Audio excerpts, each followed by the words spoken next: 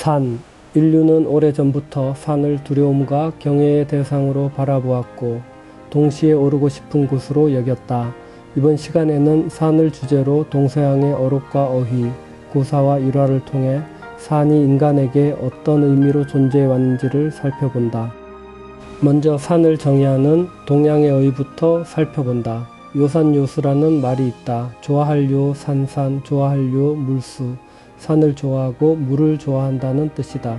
단순한 자연 취향을 넘어 어진 이와 지혜로운 이가 자연을 즐기는 마음을 가리키는 말로 쓰인다. 이 표현은 이미 공자의 언명과 깊이 연결되어 있다. 공자는 논어 옹야편에서 이렇게 말했다. 지혜로운 자는 물을 좋아하고 어진 자는 산을 좋아한다. 지혜로운 자는 움직이고 어진 자는 고요하며 지혜로운 자는 즐겁게 살고 어진 자는 오래 산다. 원문은 지자요수 인자요산, 지자동 인자정 지자락 인자수이다. 이 문장은 산을 단순한 지형으로 보지 않는다. 산은 인격의 상징이다. 고요하고 흔들리지 않으며 오래 자리를 지키는 산의 성질은 인자, 즉 어진 덕성과 같은 것으로 파악된다. 움직임과 고요함, 즐거움과 장수라는 대비 구조 속에서 산은 덕의 자리에 놓인다. 팔만대장경에도 산을 덕과 연결하는 언명이 있다. 산은 마음의 고요와 고상함이니 큰 산은 높은 덕이 솟은 것과 같다. 불교의 맥락에서도 산은 마음의 상태를 가리키는 비유로 기능한다. 고요함과 고상함 그리고 높이 솟은 덕, 이 세 가지가 산의 내면적 의미로 제시된다. 서양에서는 산을 어떻게 보았는가? 영국의 비평가 러스킨은 이렇게 말했다. 산은 모든 자연 풍경의 시초요 종말이다. 산이 자연 경관 전체의 근원이자 귀결점이라는 선언이다. 러스킨은 같은 맥락에서 한 걸음 더 나아간 진술도 남겼다. 지상의 산은 인체의 격렬한 동작과 같다. 근육과 힘줄이 산에서는 힘과 폭발적 정력으로 나타난다. 산은 표현과 격정과 정기로 충만해 있고 들판과 낮은 언덕은 몸의 휴식이며 힘들지 않은 동작이다. 러스킨에게 산은 인체의 운동 에너지가 지형으로 연결된 것이다. 들판이 이완이라면 산은 긴장과 폭발의 상태다. 이 관점은 산을 살아있는 힘의 집적체로 바라보는 낭만주의적 자연관과 맞닿아 있다. 영국 시인 바이런은 차일드, 헤럴드의 순례에서 이렇게 썼다. 높은 산은 하나의 감동이다. 그러나 인간 도시의 소음은 고통이다. 산과 도시의 대비다. 바이런에게 산은 감동의 원천이고 도시는 고통의 원천이다. 이 이분법은 낭만주의 시대의 자연관을 압축적으로 보여준다.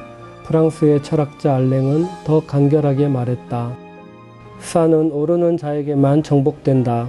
이 문장은 산의 특성이 수동적 감상이 아닌 능동적 행위를 통해서만 획득된다는 뜻으로 읽힌다. 정복은 산을 이기는 것이 아니라 오른다는 행위를 통해 산과 관계를 맺는 것이다. 산에 오르는 행위와 관련된 일화가 있다. 시인 단테는 산 위에서 세상을 굽어보는 것을 즐겨 높은 산에 자주 올랐다. 역사가 부르크 하르트는 단테를 두고 등산을 위한 등산을 한 유럽 최초의 인물이라 평했다. 종교적 순례나 군사적 목적이 아닌 순수하게 산 자체를 목적으로 옳은 행위의 기원이 단테에게서 찾아진다는 것이다. 산을 오르는 행위가 목적 그 자체가 될 수 있다는 인식, 이것이 근대적 등산 개념의 출발점이다. 이번에는 산의 험난한 길을 표현하는 어휘를 살펴본다. 구절양장이라는 말이 있다. 9번 꺾인 양의 창자처럼 굽이굽이 험한 산길을 이르는 말이다. 산의 내부, 즉 길의 성격을 묘사한 표현이다.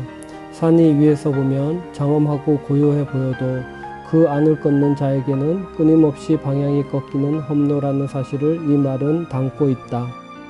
산과 관련된 또 다른 일화가 있다. 마호메트가 산을 불러 옮기게 하겠다는 소문에 사람들이 구름처럼 모였다. 그가 사나 이리 오너라 호령했으나 산은 꼼짝도 하지 않았다. 두어 번 더 외쳐도 그대로이자 그는 태연히 말했다. 산이 내게 오지 않으니 내가 산에게로 가면 되지. 그러고는 혼자 어슬렁어슬렁 산으로 걸어갔다. 이 일화가 보여주는 것은 역전된 주도권의 논리다. 산을 굴복시키지 못했을 때 당황하거나 체면을 잃는 대신 자신이 움직이는 방향으로 전환한다. 산의 불동성, 즉 움직이지 않는 성질이 인간의 유연한 대응을 이끌어낸다는 역설이 이 이야기의 핵심이다. 산의 불동성과 관련하여 장자의 언명을 살펴본다. 장자는 이렇게 말했다. 산은 본디 인간처럼 온전하건만 좋은 나무라는 재능 때문에 도리어 스스로를 해친다. 장자의 이 언급은 쓸모의 역설을 다룬다. 좋은 목재를 가진 나무는 베어지고 좋은 자원을 가진 산은 훼손된다. 유용함이 오히려 존재를 위협하는 원인이 된다는 논리다. 장자의 관점에서 산은 온전함의 상징이면서 동시에 재능으로 인해 해를 입는 존재의 알레고리다. 셰익스피어는 페리클레스에서 이렇게 썼다. 더 높이 오르기 위하여 산을 파내는 사람은 조금 더 높이 오르려다 도리어 하나의 산을 무너뜨려 떨어뜨린다. 장자의 경고와 구조가 유사하다. 과도한 욕망이 대상을 파괴하고 결국 행위자 자신도 함께 무너진다는 것이다. 프랑스 작가 생텍쥐페리는 인간의 대지에서 야간 비행 중 바라본 산을 이렇게 묘사했다. 밖에는 산들이 어둠 속에 잠겨 있다. 그러나 그것들은 이미 산이 아니다. 그것들은 그 접근을 미리 계산하지 않으면 안 되는 보이지 않는 강대한 세력들이다. 낮의 산과 밤의 산은 다른 존재다. 보이는 산은 경관이지만 보이지 않는 산은 위험이다. 생텍쥐페리는 항공이라는 관점에서 산을 지형이 아닌 역학적 세력으로 재정의한다.